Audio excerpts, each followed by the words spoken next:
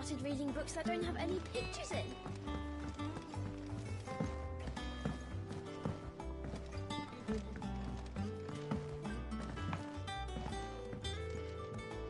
Oh, Sid, is this about the helm?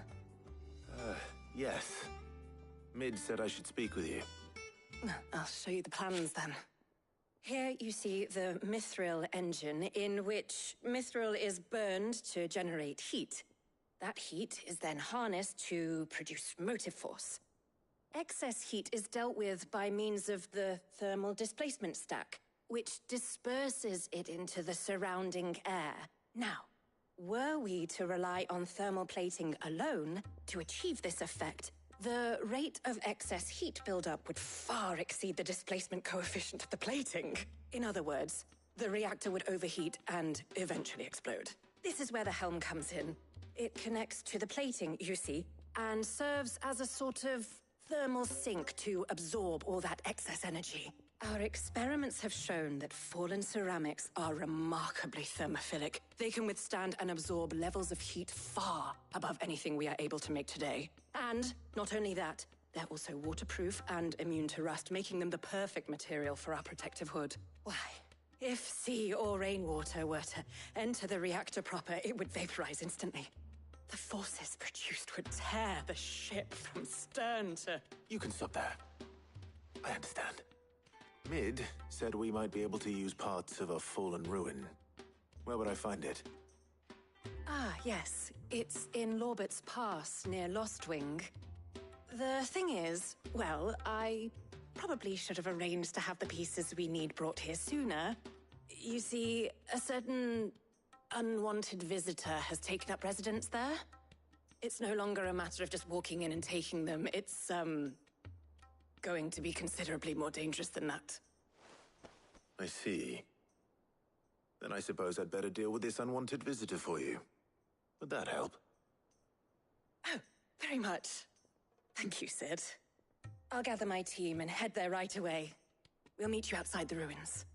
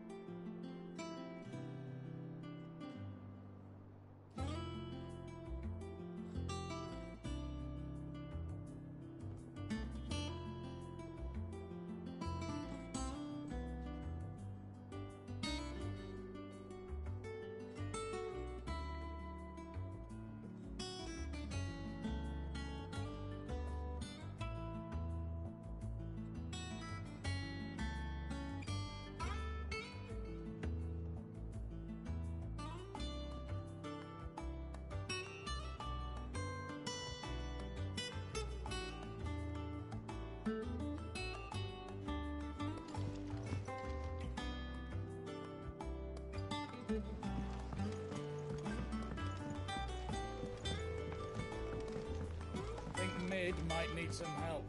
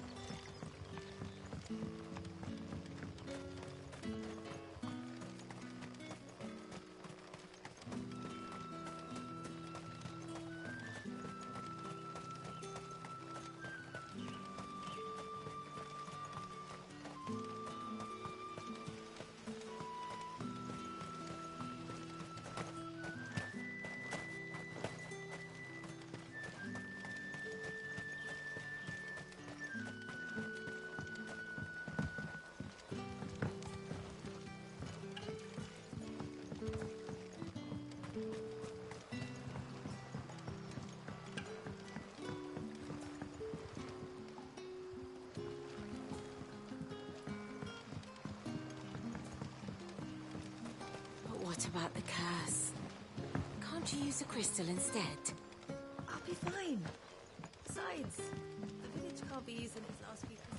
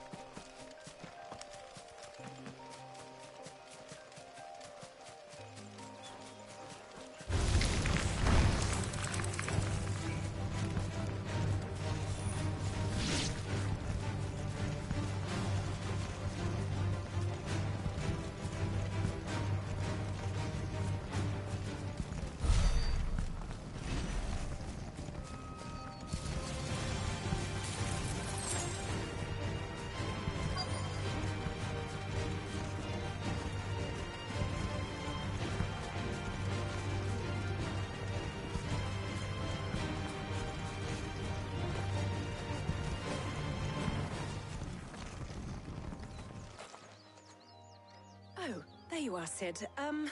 Thanks so much for coming. The, ruins are just over there, as is the creature I told you about, I'd imagine. Would you mind? Of course. I'll be right back.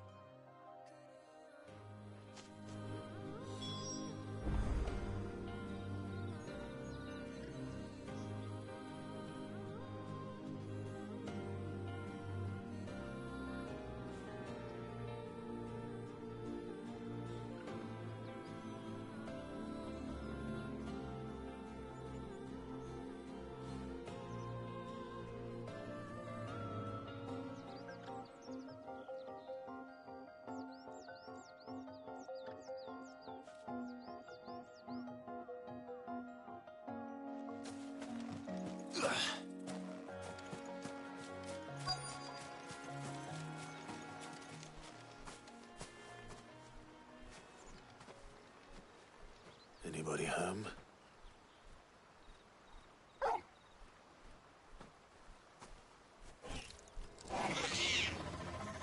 This must be our unwanted visitor. Time to go.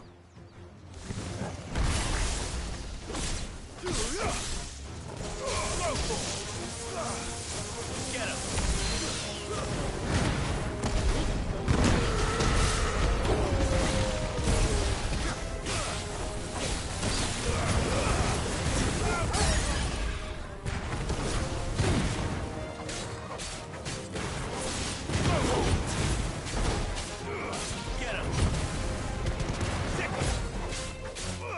This one.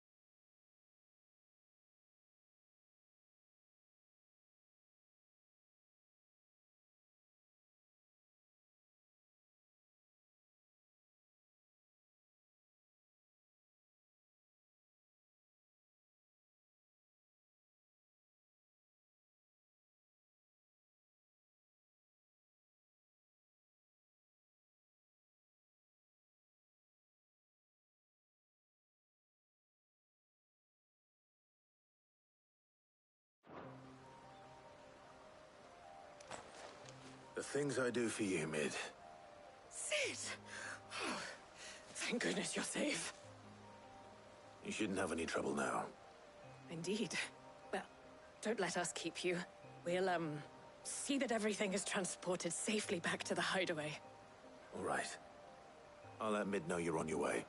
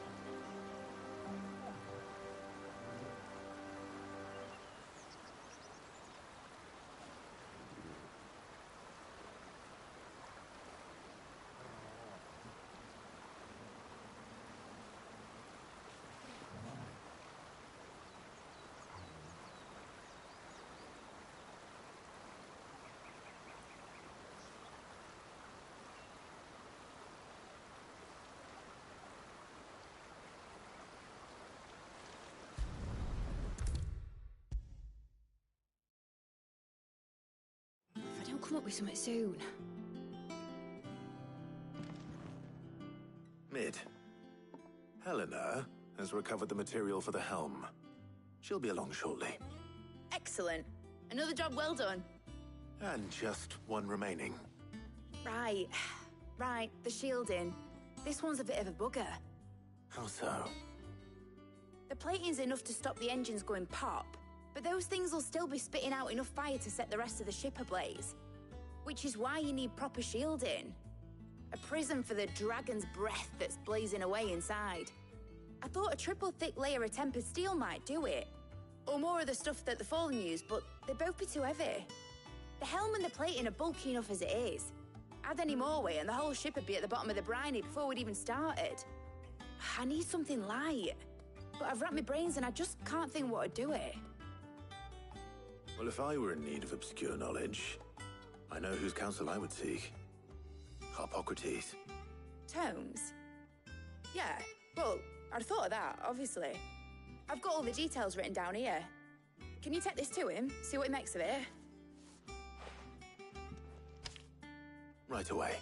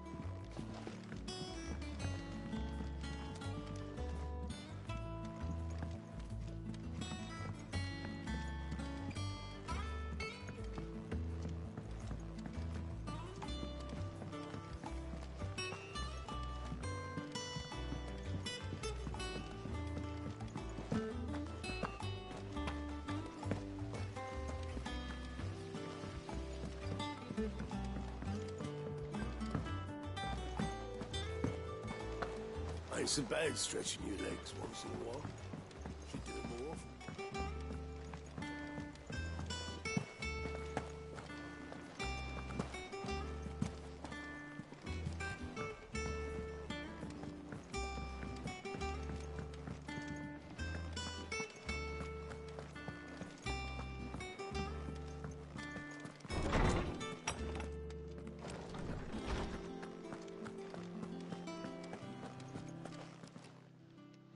Hippocrates, do you have a moment?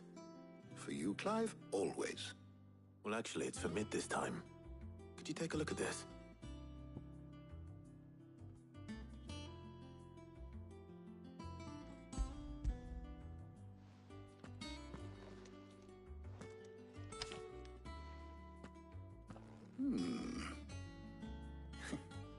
Shielding for a mithril engine.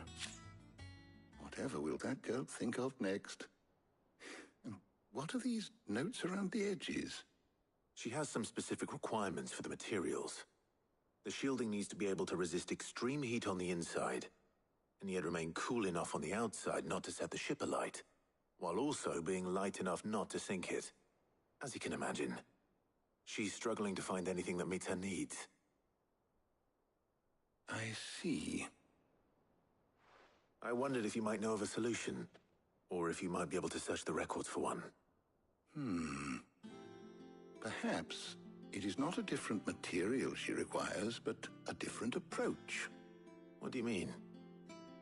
Consider the lake we have made our home. Its blighted waters eat away far more quickly than fresh water or even brine, at timber and steel alike. And yet, we have made a home here from those very materials nonetheless. We have. But Bardolph must varnish every board twice over to keep it from rotting. And Obelus complains that without a constant supply of pitch. I see. Early Gregorian histories speak of a preparation known as moon dew. It is said to be able to resist even the most ferocious flames. Before the dragoons tamed the worms and wyverns of the realm, nobles would daub their castle walls with it in order to guard against dragonfire. So if we could recreate it... It might be applied to some material or other in order to provide the protection Mid requires. As to how best to apply it and to what material, perhaps Bardolph and Obelus might be of assistance. I shall speak to them and see what wisdom they might have to offer. If you would be so kind as to procure the necessary ingredients, I shall discuss the specifics of how it might be most effectively put to use with our two friends. The knowledge of the past may yet prove useful to we of the modern era. Thank you, Hippocrates. And since you're asking others to help you, perhaps I should too.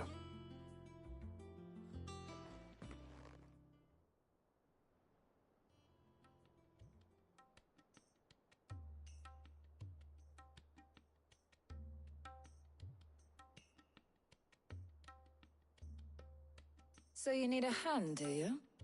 We do. I'll be heading to market for the ingredients we need. I could do with some help. And some company, too. The other can assist me in researching how best to prepare the shielding itself. Can we count on your aid? Always. Well, if Jill's game. Thank you. I am sure either of these fine young minds would prove indispensable in my research. I leave the decision as to who will go with whom in your capable hands, Clive.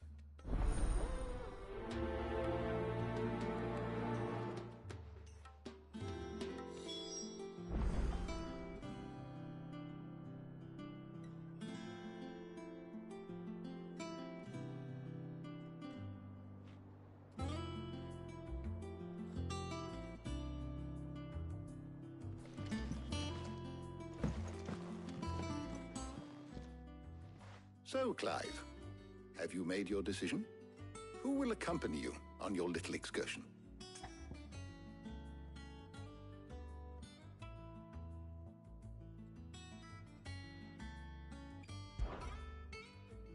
Very well.